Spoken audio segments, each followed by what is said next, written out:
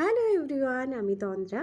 আজকে আমার ব্লগের একজন স্পেশাল গেস্ট আছে, আর স্পেশাল গেস্ট হলেন মিস্টার মায়াঙ্ক দে। আজকে মায়াঙ্ক দে আমাদেরকে শেখাবেন কি করে চটজলদি তৈরি করে ফেলতে হয় একটা এগ রোল।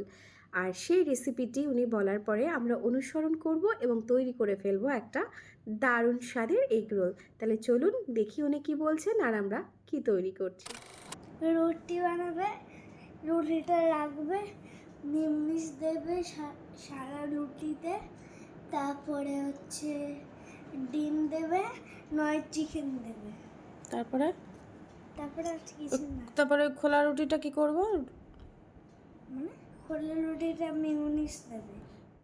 তাহলে আমরা শুনে ফেললাম উনি কি বলছেন এবং ওনার রেসিপিটি কি। ওনার রেসিপি অনুযায়ী প্রথমে আমরা রুটিটাকে ভেজে নিলাম। ভেজে নেওয়ার পরে একটা ডিম এরকম ছোট ছোট করে ভেজে নিলাম। তার উপরে তার বলা মতোই কিন্তু আমরা মেয়োনিজ দিলাম এবং মেয়োনিজটাকে ভালো করে রুটিতে লাগিয়ে নিয়ে অল্প একটু সস দেবো, যদিও উনি সসের কথা সেরকমভাবে কিছু বলেননি। যাই হোক, আমি এক্সট্রা করে সসটা লাগিয়েছি এবং তৈরি করে ফেলেছি কিন্তু একটা সুন্দর এগ রোল। আর সত্যি বলতে এগ রোলটা কিন্তু খেতে দারুণ হয়েছিল।